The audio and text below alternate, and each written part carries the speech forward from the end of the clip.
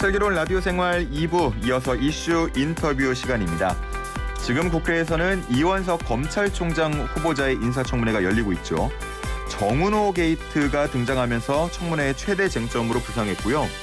윤석열 정부의 첫 검찰총장 후보자인데다 최근 검찰이 이재명 민주당 대표에 대한 소환을 통보한 만큼 격렬한 공방이 벌어질 것으로 보입니다. 관련 내용들 장윤미 변호사와 함께 짚어보겠습니다. 변호사님 안녕하십니까? 네, 안녕하세요. 장윤미입니다. 네, 반갑습니다. 자, 일단 이원석 검찰총장 후보자 인사청문회 지금 이 순간에도 진행이 되고 있고요. 네. 어떤 인물인지부터 짚어볼까요?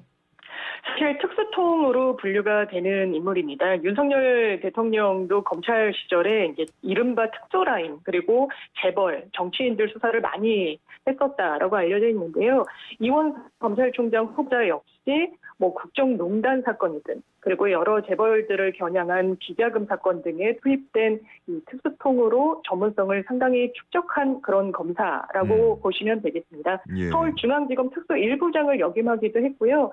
또 이 윤석열 대통령이 이 검찰총장 시절에는 이 바로 지근거리에서 보좌하는 그런 역할을 담당하는 대검 기획조정부장 역할을 역임하기도 했기 때문에 예. 이른바 윤석열 사단으로 분류되기도 하고 사실 검찰총장 후보군을 4배수로 추천을 했을 때 가장 유력하지 않겠느냐라고 지목되던 인물이기도 합니다. 예, 그 그렇죠. 이유는 한동훈 전 검사장이 법무부 장관으로 이제 영원을 하면서 사실상 검찰 내부에서 기수파괴라는 이야기가 나왔는데 다른 후보군과 다르게 이 후보자 같은 경우에는 한동훈 법무부 장관과 연수원 동기이기도 했습니다. 예, 말씀해 주신 것처럼 윤석열 대통령과 이전에 함께 정말 힘을 합쳐서 일을 한 적이 있고 한동훈 법무부 네. 장관과는 동기이기 때문에 네. 이게 사적 인연이라고 할까요? 그런 부분에 대해서도 많이 좀 짚는 것 같아요. 근데 사적 인연은 네. 없다는 입장이라고요.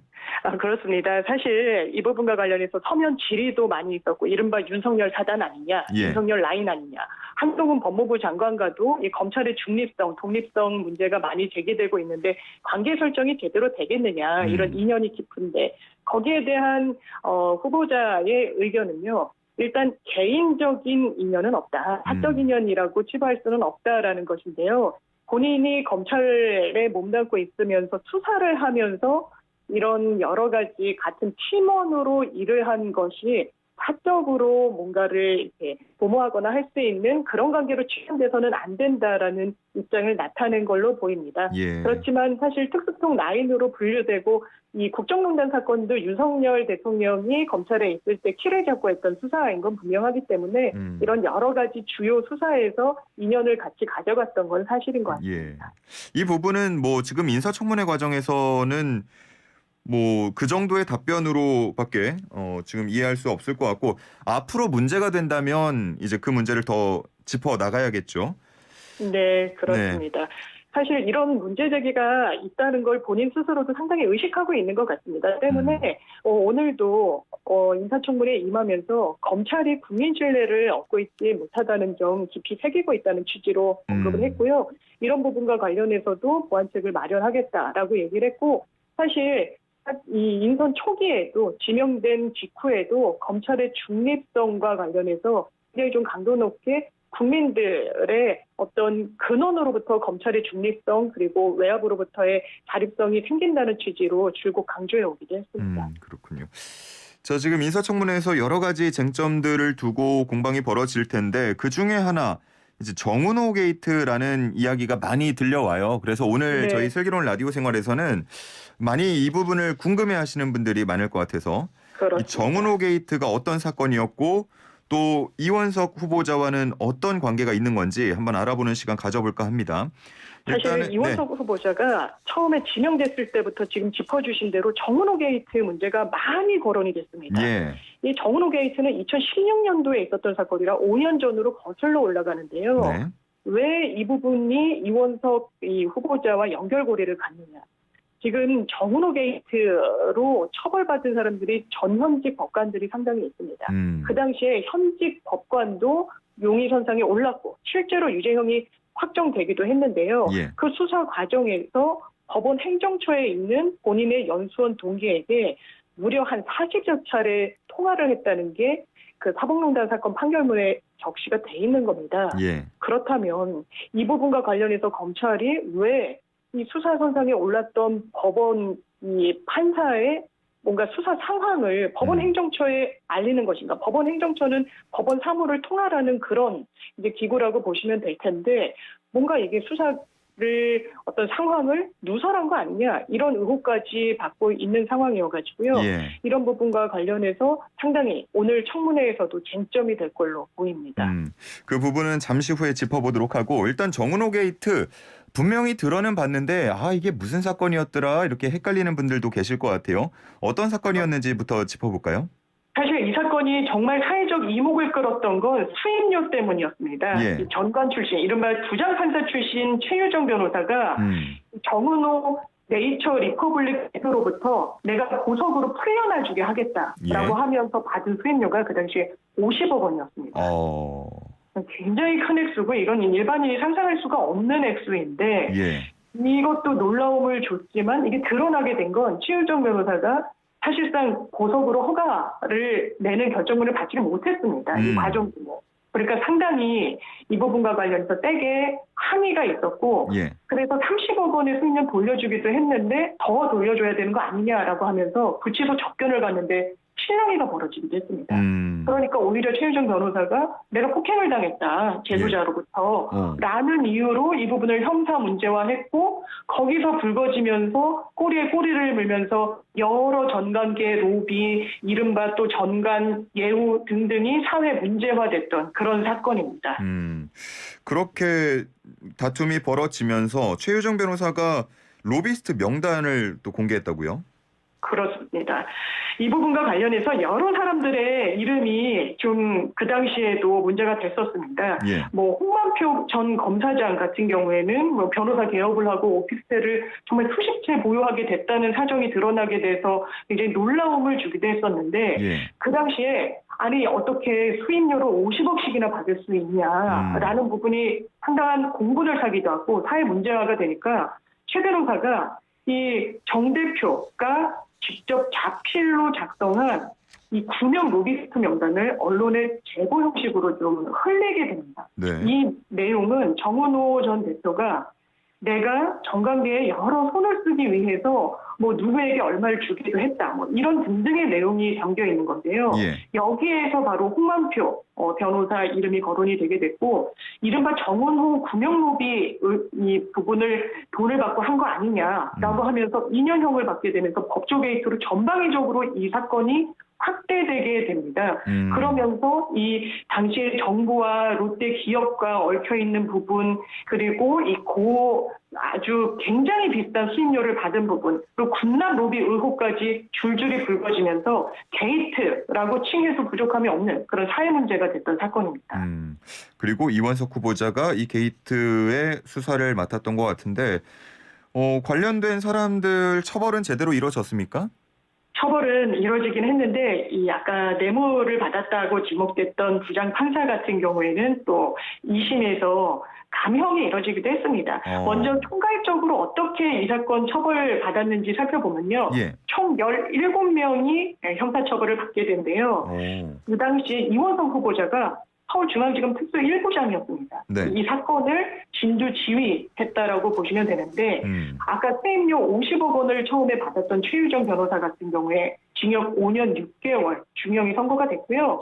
홍만표 변호사 같은 경우에도 2년 그리고 돈을 받았다고 지목됐던 김수천 전 부장판사 5년형이 각각 확정을 받았습니다. 그런데 정은호 씨 같은 경우에는 항소심에서 처음에 5년에서 3년 6월로 비교적 좀 1년 6개월이 낮아지게 됐거든요.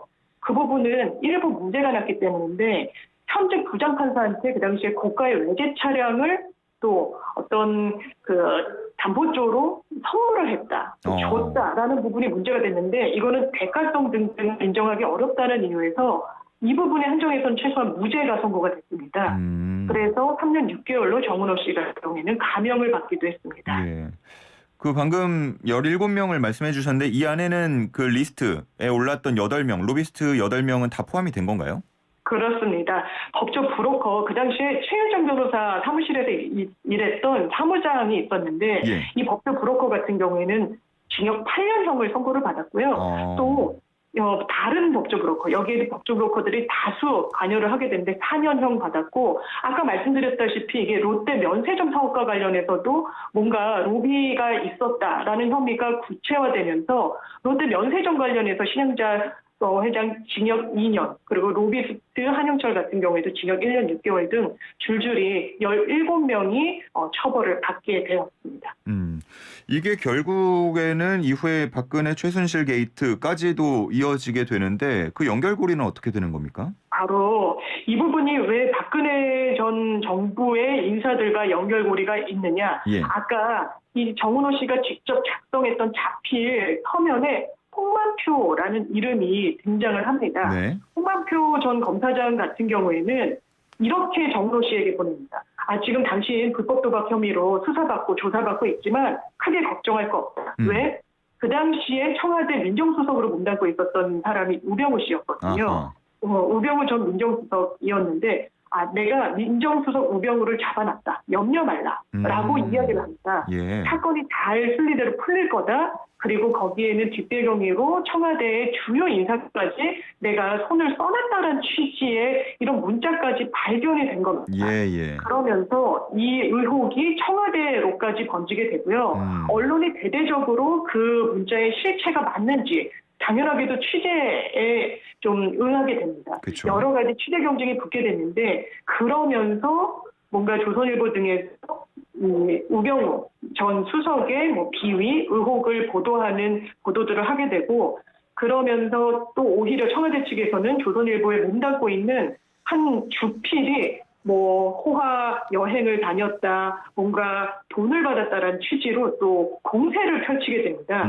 그러면서 이 언론사가 더 많은 의혹들, 그리고 K스포츠 재단, 미르 재단, 이 부분에 대한 지원금이 제대로 법과 원칙을 지켜서 갔느냐? 그렇지 않다라는 의혹을 연일 보도하면서 이 부분이 이른바 국정농단 사건의 사실상의 시발점이 됐던 그런 사례이기도 합니다. 네, 쭉 정리를 한번 해주셨는데 앞서서 잠깐 언급을 해주셨습니다만 이원석 검찰총장 후보자 이 과정, 수사 과정에서 연수원 동기였던 법원행정처 윤리감사관과 40회 이상 통화를 했다라는 부분에 그렇습니다. 대해서도 지금 공세가 들어가고 있죠. 왜냐하면 수사라는 것은 기본적으로 밀행성의 원칙이 관철이 돼야 됩니다.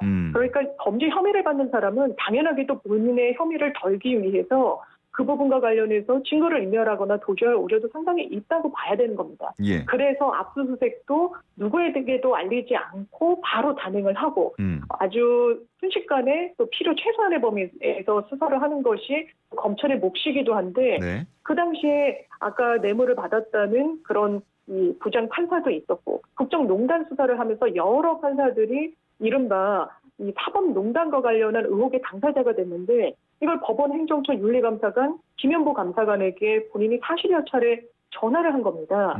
그렇다면 수사 상황이 비밀이 지켜져야 되고 이 부분과 관련해서 외부로 새나가면 수사에 상당한 장애가 초래될 수 있는데 왜 이런 선택을 했는가? 상당히 의혹이 지워지지 않는 부분이 있는 게 사실인 것 같고요. 예. 다만 이 부분과 관련해서 이원석 후보자 같은 경우에는 법원은 한 명 한 명의 판사들이 헌법기관이고 그 부분과 관련해서 징계가 이뤄질 수도 있고 징계를 언제 개시해야 될지 그런 여부를 법원 행정처에서는 가늠을 해야 되는 그런 사정이 있었기 때문에 수사 상황과 관련한 부분이 아니라 징계의 어떤 개시 착수 그리고 어느 정도 수위로 하는지에 대해서 도움을 주는 차원에서 어떤 전화를 했을 뿐이다라고 이야기하고 있지만 그럼에도 불구하고 그 횟수가 너무 많기 때문에 오늘 청문회에서 명쾌하게 해명이 나와야 될 것 같습니다. 이 법원행정처 윤리감사관이란 자리는 말씀하신 그런 조언이나 이런 일정 같은 것들을 알려줄 수 있는 그런 위치인 건가요? 그렇습니다. 왜냐하면 이 법원이라는 조직은 사실 검찰과 다르게 검사 동일체 원칙 이런 원리가 관철되는 조직은 아닙니다. 법관 한 명 한 명이 법과 양심에 따라 판결을 하고 결정을 내리면 되긴 하지만 사실 법원으로서도 법원 사무라는 것이 있습니다. 사건을 배당을 하고 여러 예산을 통제하고 그리고 인사를 내고 그리고 법원으로서는 사법농단 사건이 굉장히 좀 그 당시에 크게 대응해야 되는 이슈였기 때문에 예. 이 법원의 어떤 행정 업무를 담당하고 있는 행정처가 이 사건을 주시할 수밖에 없는 상황이었던 건 맞습니다. 그럼에도 불구하고 사실 수사가 진행 중인 상황에 있어서 왜 법원에 이런 부분과 관련한 교류가 있었는지 좀 궁금증을 자아내는 부분이 있습니다. 예. 일각에서는 이게 현직 부장판사를 수사하는 일이다 네. 보니까 좀 조언이랄까요? 뭐 아니면 그런 협의가 좀 필요했던 거 아니냐라는 시각도 있던데요. 예, 그런 지적도 충분히 나올 수 있겠지만 사실 검사로서는 그 당시에 혐의를 받고 있는 당사자가 법원이었기 때문에 뭔가 법리적인 어떤 상황을 판단하는 데 있어서 법원에 도움을 받거나 자문을 받거나 어떤 의견을 교류하는 건 상당히 부적절하다고 평가받을 수밖에 없는 상황이었던 건 맞는 것 같습니다. 그렇군요. 이번에 검찰총장 인사청문회 국회 동의 없어도 대통령이 임명할 수 있는 거죠? 그렇습니다. 그렇기 때문에 사실 여러 국무위원 같은 경우에는 아예 청문회가 열리지 않은 경우도 있었고 예. 청문회가 열리지만 또 의견 일치가 되지 않는 부분도 있었는데 사실 이원석 후보자 같은 경우에는 상당히 오랜 기간 그러니까 전임 검찰총장의 공석을 대검 차장으로서 메워왔습니다. 예. 지금까지 유례가 없이 검찰총장직이 비어 있었다라는 지적이 나오고 있었지만 이 한동훈 법무부 장관이 키를 쥐고 했던 여러 검찰 인사들, 간부급 인사들과 관련해서도 사실상 같이 인사를 하고 이랬던 부분 때문에 아마 가장 유력한 검찰총장 후보자 아니겠느냐라는 분석이 예전부터 있었던 측면이 있습니다. 예. 앞서서 말씀해 주신 것처럼 한동훈 법무부 장관과 동기, 그럼 27기인 거죠? 그렇습니다. 27기면 만약에 임명이 된다 그랬을 때 고검장급 기수에서 자진 사퇴 이루어질까요? 이 부분이 사실 많이 이뤄지지 않겠느냐라는 거는 과거 검찰의 문화에 좀 비대어 봤을 때 그렇다는 분석이 나오고 있고요. 요즘 같은 경우에는 아주 줄사표가 또 나오진 않을 것 같다라는 분석도 사실상 나오고 있긴 합니다. 예. 제가 이제 검찰에 몸담고 계신 분들께 말씀을 들으면 일단 법무부 장관이 상당히 젊은 분이 오신 거고 이 검찰의 과거 전례에 비추어 보면 그리고 검찰총장도 기수가 상당히 많이 파기가 된 다음에 왔기 때문에 그 일선의 간부급들의 어떤 연령대나 기수도 상당히 낮아졌다라고 합니다. 거기에 대해서 일장일단이 있겠지만 뭐 수사와 관련해서 동력을 확보하고 뭐 이런 부분이 장점으로 작용할 수 있겠지만 이른바 굉장히 좀 수사 경력이 많은 분들이 이 검찰을 많이 떠나가는 거에 대한 아쉬움도 토로를 많이 하고 계시는데 그런 점을 또 봐서 그리고 기수 파기가 됐기 때문에 지금 본인이 또 검찰의 어른으로서 역할을 해야 되겠다 이런 언론 보도들도 상당히 많이 나오고 있습니다. 예. 고검장급의 줄사표 아마 그렇게 예전처럼 나올 것 같진 않고 다만 검찰총장 후보군으로 같이 거론이 됐던 여한석 검사장이나 김우곤 검사장 같은 경우는 사표를 낸 그런 상황입니다. 아, 그렇군요. 끝으로 이원석 후보자가 임명이 된다고 봤을 때 앞으로 과제는 뭐라고 보십니까? 아무래도 여야 간에 첨예하게 대립하고 있는 여러 수사 상황과 관련해서 어떻게 이 부분을 마무리 지을지가 관건이 될 수밖에 없을 것 같습니다. 예. 야당 같은 경우에는 이른바 김건희 여사의 돌지 못했던 의혹 등을 상당히 공세 수위를 높여가면서 특검까지 이야기를 하고 있는 상황이기 때문에 검찰이 이 부분과 관련해서 어떻게 마침표를 찍을 것인지 예. 반대로 야당의 대표가 된 이재명 대표 같은 경우에 여러 가지 사법적인 수사가 진행되고 있는 부분이 있기 때문에 이런 부분과 관련해서 검찰이 정치적 중립성을 지키면서도 수사를 어떤 외압과 상관없이 이 원칙대로 한다. 이런 국민적인 반응을 이끌어낼 좀 엄중한 상황에 처해 있다. 이것이 바로 이원석 후보자의 숙제로 놓여 있다. 이렇게 평가할 수 있겠습니다. 네, 알겠습니다. 인사청문회 과정에서 나오는 주요 내용들은 저희 YTN 라디오에서 또 뉴스를 통해서 전해드리도록 하겠습니다. 오늘 여기까지 듣겠습니다. 감사합니다. 네, 고맙습니다. 지금까지 장윤미 변호사와 함께했습니다.